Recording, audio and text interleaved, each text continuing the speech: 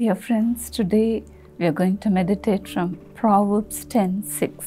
ಪ್ರಿಯ ಸ್ನೇಹಿತರೆ, ಇಂದು ಜ್ಞಾನೋಕ್ತಿಗಳು 10:6 ಕುರಿತು ನಾವು ಧ್ಯಾನ ಮಾಡಲಿದ್ದೇವೆ. Blessings crown the head of the righteous, ಶಿಷ್ಟನ ತಲೆ ಆಶೀರ್ವಾದದ ನೆಲೆ, but violence overwhelms the mouth of the wicked.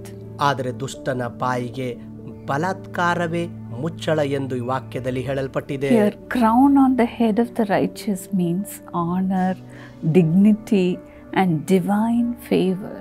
ಇಲ್ಲಿ ಶಿಷ್ಟನ ತಲೆಯ ಮೇಲೆ ಆಶೀರ್ವಾದ ಎಂದರೆ ಸನ್ಮಾನ, ಘನತೆ ಮತ್ತು ದೈವಿಕ In ದಯೆಯಾಗಿದೆ. Israel, when they want to honor people, they pour anointing on the head of a person. ಇಸ್ರಾಯೇಲ್ರಲ್ಲಿ ಅವರು ಜನರಿಗೆ ಸನ್ಮಾನ ಮಾಡಬೇಕೆಂದರೆ ಆ ವ್ಯಕ್ತಿಯ ತಲೆಯ ಮೇಲೆ ತೈಲವನ್ನು ಹೊಯ್ಯುತ್ತಾರೆ. It means showing respect and it adds dignity to the people. ಅದರ ಅರ್ಥವೇನೆಂದರೆ ಇದು ಜನರಿಗೆ ಸನ್ಮಾನ ಮತ್ತು ಘನತೆಯನ್ನು ತೋರಿಸುವುದು. Likewise, the Lord also wants to honor you. ಅದೇ ರೀತಿಯಾಗಿ ಕರ್ತನು ನಿಮ್ಮನ್ನು ಸನ್ಮಾನಿಸಲು That's ಬಯಸುತ್ತಾನೆ. what the Bible says in Psalm 5:12. ಅದನ್ನೇ ಕೀರ್ತನೆ 5:12 ಸತ್ಯವೇದವು ಹೇಳುತ್ತದೆ. The Lord blesses the righteous and he surrounds them with the shield of his favor. ದೇವರು ನೀತಿವಂತನನ್ನು ಆಶೀರ್ವದಿಸುತ್ತಾರೆ, ಗುರಾಣಿಯಂತೆ ಕಾಪಾಡುತ್ತಾರೆ. Blessing is the favor of God. ಆಶೀರ್ವಾದ ದೇವರ ದಯೆಯಾಗಿದೆ. He not only blesses our heads with his hand, ದೇವರು ತನ್ನ ಕೈಯಿಂದ ತಲೆಯನ್ನು ಮಾತ್ರ ಆಶೀರ್ವಾದ ಮಾಡುವವನಲ್ಲ. he not only puts his hand upon our head and blesses us, ನಮ್ಮ ತಲೆಯ ಮೇಲೆ ಆತನು ಹಸ್ತವನ್ನಿಟ್ಟು ಆಶೀರ್ವಾದ ಮಾಡುವವನು ಮಾತ್ರವಲ್ಲ, but then he surrounds us with a shield of his favor. ದೇವರು ತನ್ನ ದಯೆ ಎಂಬ ಗುರಾಣಿಯ ಮೂಲಕ ನಮ್ಮನ್ನು ಸುತ್ತುವರಿಯುತ್ತಾನೆ. So that no harm will ever come near us. ಅದಕ್ಕಾಗಿ ಯಾವ ಹಾನಿ ನಮ್ಮ ಸಮೀಪಕ್ಕೆ ಬರುವುದಿಲ್ಲ. 10,000 may fall at our side, 10,000 ಜನ ನಮ್ಮ ಪಕ್ಕದಲ್ಲಿ ಬಿದ್ದು ಹೋದರು, but then nothing will harm us. ಆದರೆ ಯಾವ ಹಾನಿಯೂ ನಮ್ಮನ್ನು ಮುಟ್ಟುವುದಿಲ್ಲ. No weapon formed against us shall prevail. ನಮ್ಮ ವಿರುದ್ಧವಾಗಿ ಕಲ್ಪಿಸಿದ ಯಾವ ಆಯುಧ ಜಯಿಸುವುದಿಲ್ಲ. When the Lord blessed Job, the Lord put a hedge of protection around him. ಯಾವಾಗ ಯೋಬನನ್ನು ದೇವರು ಆಶೀರ್ವಾದ ಮಾಡಿದನು, ಅವನ ಸುತ್ತಲೂ ಒಂದು ಬೇಲಿಯನ್ನು ಹಾಕಿದನು. That is the favor the Lord showed him. ಅವನಿಗೆ ದೇವರು ತೋರಿಸಿದಂತ ಆ ದಯೆಯಾಗಿತ್ತು. Because Job was a righteous man, ಯಾಕೆಂದರೆ ಯೋಬನು ನೀತಿವಂತನಾಗಿದ್ದನು. as he was blameless before God, ದೇವರ ಮುಂದೆ ಅವನು ನಿರ್ದೋಷಿಯಾಗಿದ್ದಾಗ the Lord not only protected him, but then his home and his property also, they were protected. ದೇವರು ಅವನನ್ನು ಮಾತ್ರವಲ್ಲ, ಅವನ ಮನೆಯನ್ನು ಅವನ ಸ್ವತ್ತನ್ನು ಕೂಡ ಕಾಪಾಡಿದನು. That's why Satan entered into the presence of God and asked him, Lord, did you not put a wall of protection around Job, around his home and his property? Did you not make him prosper? Look how rich he is. ಸೈತಾನನು ದೇವರ ಪ್ರಸನ್ನತೆಯಲ್ಲಿ ಹೋಗಿ ಕರ್ತನೆ, ನೀನು ಯೋಬನ ಮನೆಯ ಸುತ್ತಲೂ ಅವನ ಸ್ವತ್ತಿನ ಸುತ್ತಲೂ ಬೇಲಿಯನ್ನು ಹಾಕಲಿಲ್ಲವೋ? ಈಗ ನೋಡು, ಅವನು ಎಷ್ಟು ಐಶ್ವರ್ಯವಂತನಾಗಿದ್ದಾನೆ.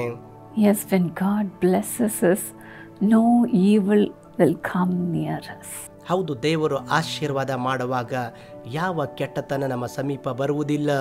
But then on the other hand, the Lord's blessing flows from generation to generation. ಆದರೆ ಇನ್ನೊಂದು ಕಡೆಯಲ್ಲಿ ದೇವರ ಆಶೀರ್ವಾದ ಸಂತತಿಯಿಂದ ಸಂತತಿಯವರೆಗೆ ಹರಿಯುತ್ತವೆ. That's what the Bible says in Isaiah 44:3.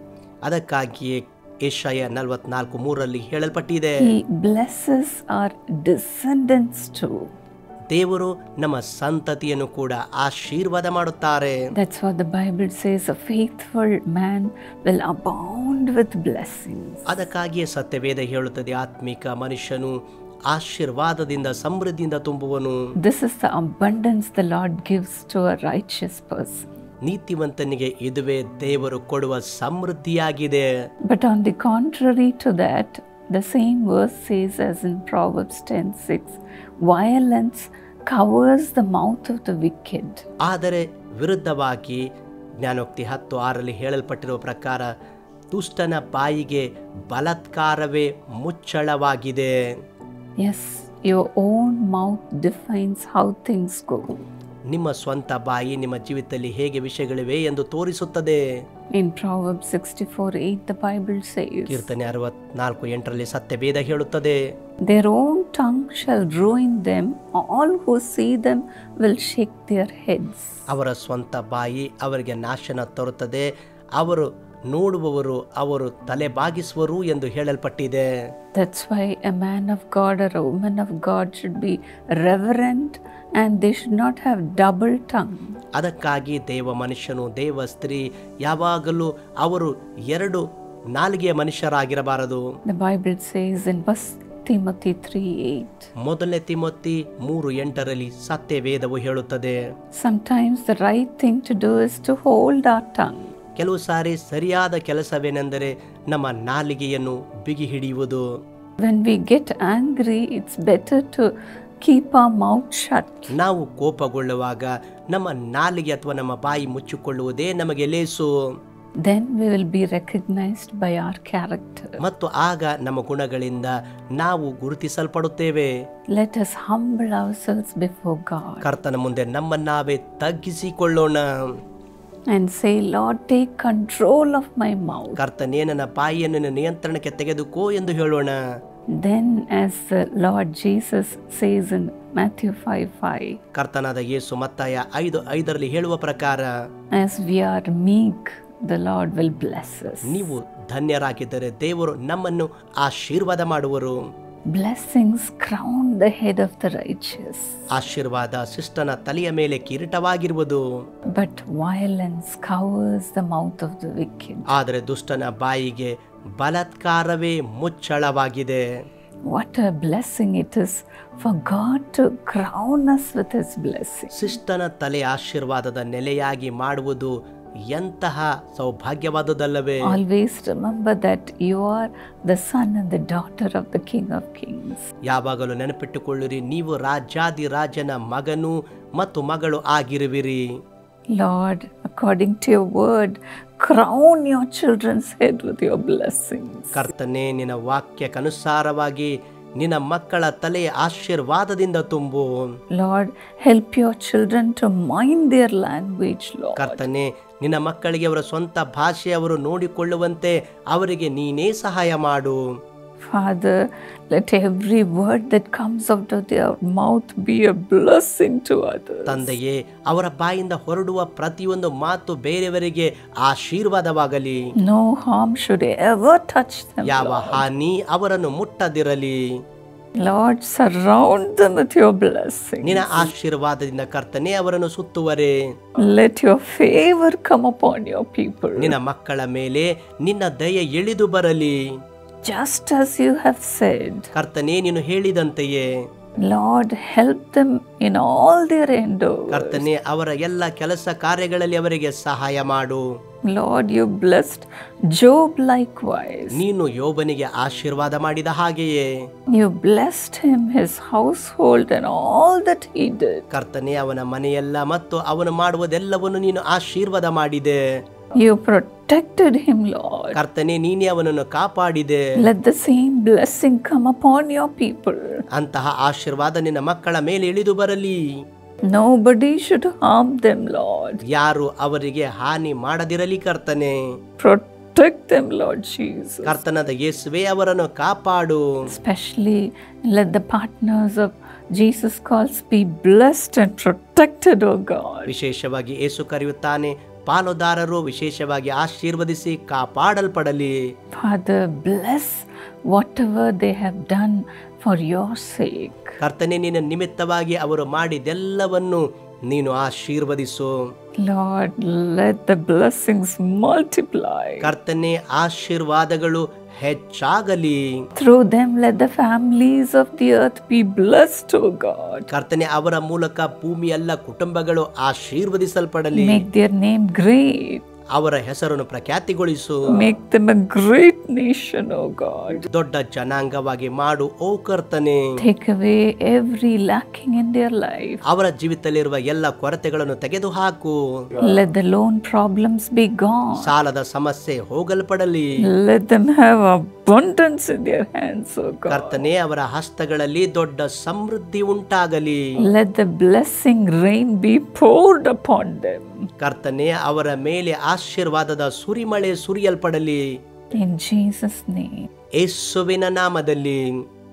God bless you, dear friends. ಪ್ರಿಯ ಸ್ನೇಹಿತರೆ, ದೇವರು ನಿಮ್ಮನ್ನು ಆಶೀರ್ವದಿಸಲಿ. If you want your home to be blessed, ನಿಮ್ಮ ಮನೆ ಆಶೀರ್ವದಿಸಲ್ಪಡಬೇಕೆಂದರೆ please enroll your family in the family blessing plan. ದಯವಿಟ್ಟು ನಿಮ್ಮ ಕುಟುಂಬವನ್ನು ಕುಟುಂಬ ಆಶೀರ್ವಾದ ಯೋಜನೆಯಲ್ಲಿ ಸೇರಿಸಿರಿ. If you are going through problem in your life, ನಿಮ್ಮ ಜೀವಿತದಲ್ಲಿ ಸಮಸ್ಯೆಗಳ ಮೂಲಕ ಹಾದು ಹೋಗುವುದಾದರೆ, if you are going through financial problem, ನೀವು ಆರ್ಥಿಕ ಸಂಕಷ್ಟದಲ್ಲಿ ಹಾದು ಹೋಗುತ್ತಿರುವುದಾದರೆ, if you are struggling financially, ಆರ್ಥಿಕವಾಗಿ ಕಷ್ಟಪಡುತ್ತಿದ್ದರೆ, give to God. ದೇವರ ಬಳಿಗೆ ಬನ್ನಿರಿ. Give and you will be given. ಕೊಡಿರಿ ಮತ್ತು ನಿಮಗೆ ಕೊಡಲ್ಪಡುವುದು. May God bless you with His abundance. ದೇವರು ತನ್ನ ಸಮೃದ್ಧಿಯಿಂದ ನಿಮ್ಮನ್ನು ಆಶೀರ್ವದಿಸಲಿ. Hey friends, we're excited about the Eluru Prayer Festival that's coming. ಹೇ ಸ್ನೇಹಿತರೆ, ಬರಲಿರುವ ಏಲೂರು ಪ್ರಾರ್ಥನಾ ಕೂಟಕ್ಕಾಗಿ ಉತ್ಸಾಹಗೊಂಡಿದ್ದೇವೆ. It's going to happen on February 7, 8 and 9. February 7, 8, 9ರಂದು ಅದು ನಡೆಯಲಿದೆ. And God is leading us to go there to reach thousands of people. ಸಾವಿರಾರು ಜನರನ್ನು ಕರ್ತನ ಕಡೆಗೆ ನಡೆಸುವುದಕ್ಕೆ ದೇವರು ನಡೆಸುತ್ತಿದ್ದಾರೆ. I know some of them might be suffering so much in their life. ಅನೇಕರು ಅವರ ಜೀವಿತದಲ್ಲಿ ಬಹಳ ಕಷ್ಟಪಡುತ್ತಿರಬಹುದು ಎಂದು ನನಗೆ ಗೊತ್ತು. Not having an answer, who will help them? ಯಾರು ಸಹಾಯ ಮಾಡುತ್ತಾರೆ ಎಂದು ಉತ್ತರವಿಲ್ಲದೆ ಅವರಿರಬಹುದು. I know God is going to meet them there and show His great love through His miracles. ಅವರನ್ನು ಅಲ್ಲಿ ಸಂಧಿಸಿ ತನ್ನ ಅದ್ಭುತದ ಮೂಲಕ ಪ್ರೀತಿ ತೋರಿಸುವರು. I know they will cling on to Him. ಆತನ್ನೇ ಅವರು ಹಿಡಿದುಕೊಳ್ಳುವರೆಂದು ಗೊತ್ತು. That's been happening in the Jesus Calls prayer festivals for many years. ಅನೇಕ ವರ್ಷಗಳಿಂದ ಯೇಸು ಕರೆಯುತ್ತಾನೆ ಕೂಟದಲ್ಲಿ ಅದುವೇ ನಡೆಯುತ್ತದೆ. So I want you to be one among those who will send these blessings to those people. ಆ ಜನರ ಮೇಲೆ ಆಶೀರ್ವಾದ ತರುವಂತಹ ಜನರಲ್ಲಿ ನೀವು ಒಬ್ಬರಾಗಬೇಕೆಂದು ನಾನು ಬಯಸುತ್ತೇನೆ. Partner with us in this mission. ಈ ಸೇವೆಯಲ್ಲಿ ನಮ್ಮೊಂದಿಗೆ ಪಾಲುದಾರರಾಗಿರಿ. Pray for this Eluru prayer festival. ಈ ಏಲೂರು ಪ್ರಾರ್ಥನಾ ಉತ್ಸವಕ್ಕಾಗಿ ಪ್ರಾರ್ಥಿಸಿರಿ. Even along with your church, ನಿಮ್ಮ ಸಭೆಯೊಂದಿಗೆ ಕೂಡ, along with your family, ನಿಮ್ಮ ಕುಟುಂಬದೊಂದಿಗೆ, along as a body, ಒಂದು ದೇಹವಾಗಿ every day ಪ್ರತಿದಿನ remember those people. ಆ ಜನರನ್ನು ನೆನಪು ಮಾಡಿಕೊಳ್ಳಿರಿ. God will remember you. ದೇವರು ನಿಮ್ಮನ್ನು ನೆನಪು If ಮಾಡಿಕೊಳ್ಳುವನು. you'd like to support this prayer festival which has so much expenses,